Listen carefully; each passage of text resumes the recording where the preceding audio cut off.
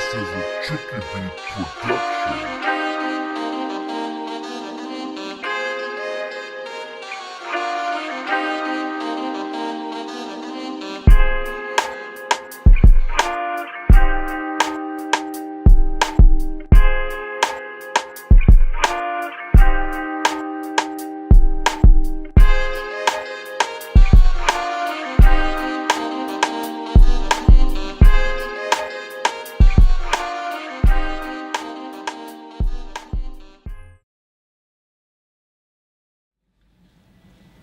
Come on up and introduce yourself.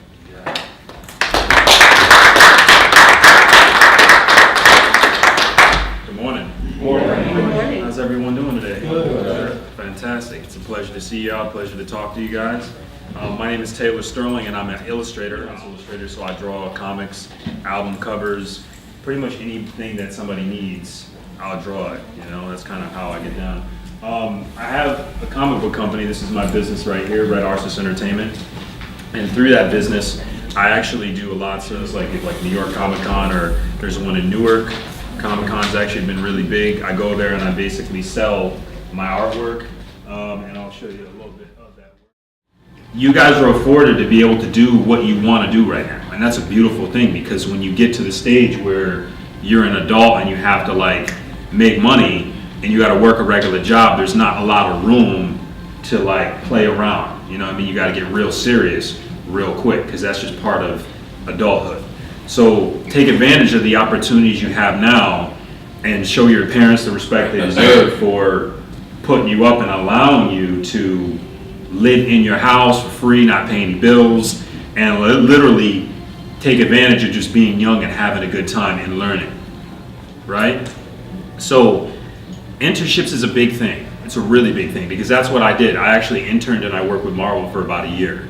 And if you're humble while you're working there, or at any internship, and you know you have a sense of humility and you're willing to do some remedial stuff, like take out the trash or work in the basement or fold clothes or whatever it is that you do for the company that you're interning at, and they see that you're humble and you're willing to work hard and go further, people are going to up you, right? So I'll give you a little bit of story about my work at Marvel. So I started working in at the basement, and it's right here in New York. It was on 5th Avenue at 437 5th Avenue, this old Japanese bank that smelled terrible because they used to cook in there or something. It's a real weird building.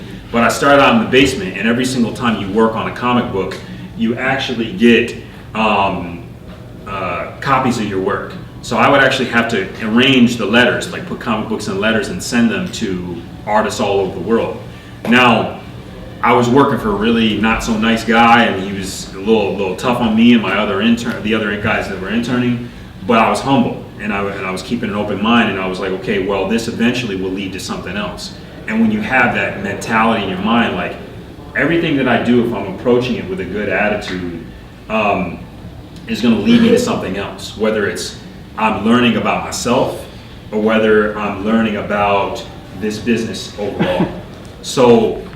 And then another question is, like, I used to like draw manga and anime a lot. Okay. But I had no time for it anymore. So like, if I wanted to pick up back those skills, like, and try to get to where I want to be, like I really want to be really good at it. Just I don't have no time for it. Yeah. So what do I do?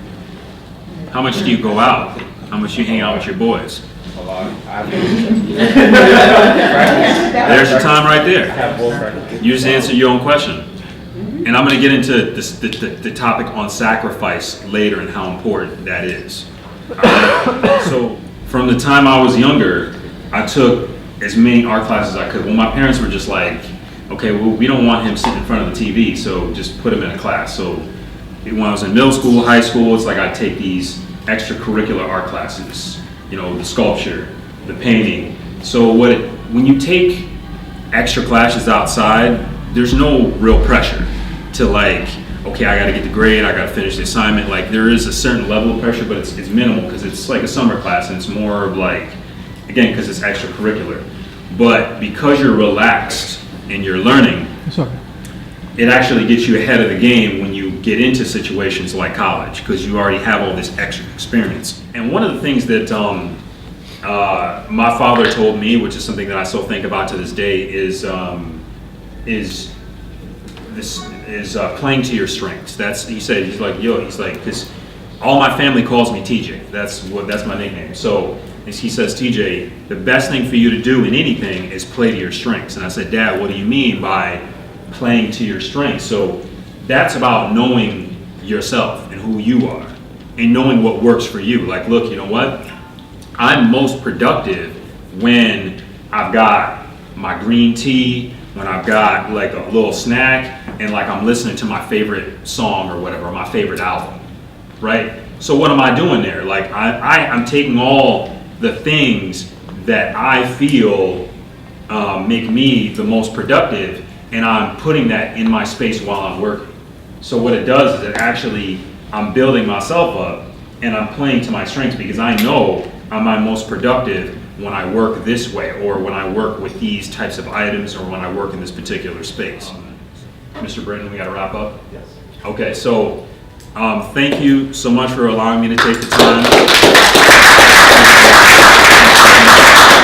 And again, remember how powerful you really are. And again, trust yourself, and really, again, work really, really hard and sacrifice for what you really want to do.